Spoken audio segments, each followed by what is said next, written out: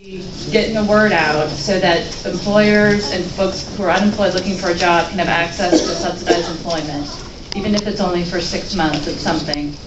But that plan is not using all of the funds. The plan that DHS has now uses about $91 million out of $165.4 million. So we need to continue to work with DHS to bring ideas to them that are going to help maximize these funds. And then we also need to try to support national efforts that will extend the deadline. Right now, these funds have to be spent by the end of September of this year. And there's efforts nationally to say, we could going to be a youth program that's going to target 15,000 youth this summer, ages 14 to 18. And that they will be making $8.50 an hour. That will be completely subsidized for a 2-month period. Correct. Increased expenditures. So, Correct. so far they've drawn down this first quarter, they've drawn about 7 or 8 million, but the plan that they're starting to roll out now, like hopefully in the next few weeks we'll hear more about all the details, but the email lets people contact them, so they'll definitely get contacts back. But their plan, they're saying their preliminary estimate, assuming everything gets approved and they reach their targets, would be that they're going to get to 91 million out of 165.4. That's the maximum allowed for Georgia.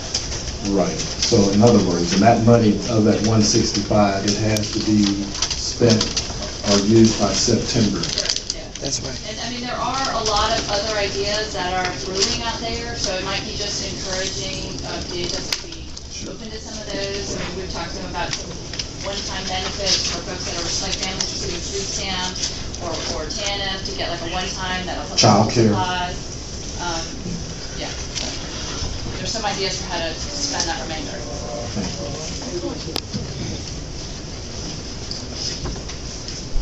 Thank you, Dr. Robert. Closely. People want to divide our communities. And as we move forward in these debates on creating jobs and income in our communities and the debate on immigration, be cognizant of that. Our communities need to be together and need to fight for our communities together because people are looking to divide us, and we can't fall for that. Issues that we are particularly interested in this Georgia legislative session are anti-racial profiling bills that have been introduced both in the House and in the Senate. We're fully supportive of ending the practice and beginning to start the documentation process. Our communities are being greatly impacted by those. There's also an anti-bullying measure that's moving in the House that we strongly support. I wanted to bring in particular attention to the legislators as well as the audience here, a bill that is still alive that we were able to kill last year, SB 67, the Kia Go Home bill. What this bill would do is essentially would make Georgia the only state in the country that would have an English-only requirement for driver's license exams. We're not talking about targeting undocumented immigrants. We're talking about going after legal immigrants, like the managers that are managing the Kia factory that has produced 1,200 jobs, have invested $1 billion in Georgia. That's who they're targeting. The Korean managers are not fluent enough in English to be able to take the driver's license exams and pass it in our state, and that's what they want to propose with this legislation. So that's why we call it the Kia Go Home bill. What this legislation is doing, and what much of the anti-immigrant legislation is doing, is essentially saying to foreign investors, send us your money, but keep your people over there. What kind of a message is that for our legislature to be sending? So we stand here to work with our communities together to make sure that we focus on creating jobs, focus on moving our communities forward, and we can get this economy going again, and also look at reforming immigration reform. So thank you very much. Thank you. I'm going to change the order. I was asked questions like, can you drive, can you cook, can you bathe yourself? And I said yes, and I did all those things proudly from a wheelchair, taking care of my daughter at that time, living with my grandmother. I was told, well, ma'am, since you can do those things, we cannot help you.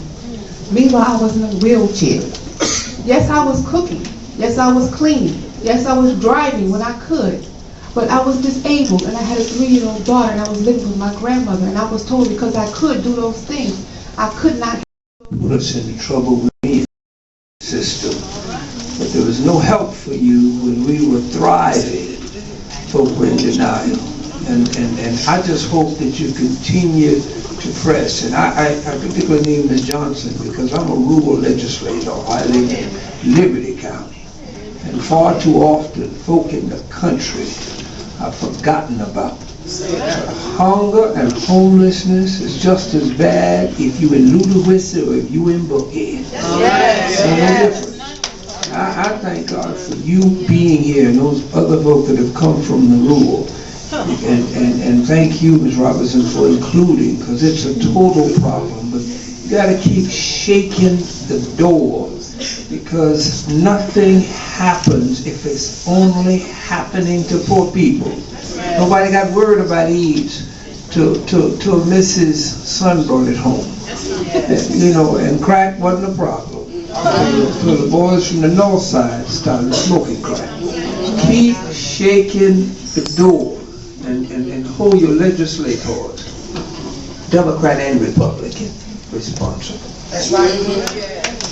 Thank you. Thank you so much for your testimony. That you have to come to us and ask for anything. Are you looking at a person that's been disabled for 9 years before? I had a kidney transplant and been on dialysis myself. I think that we should think about it. I don't know who's the leader of this organization here, but we should have an organization that we would call a union. Instead of a campaign, we need to unionize what we're doing here. We got a whole bunch of people here, and your vote count. But unless you come. And at the National AFL, we have a national jobs campaign that they are promoting and have introduced to Congress. And there's 5 easy steps to this, or 5 steps to this. First and foremost is taking care of the families that have been hit hard by the downturn by extending unemployment benefits, COBRA and health insurance assistance and food assistance for an entire year. Number 2 would be to rebuild our America through infrastructure improvements. We need to start taking on these projects now. If we do, America will get a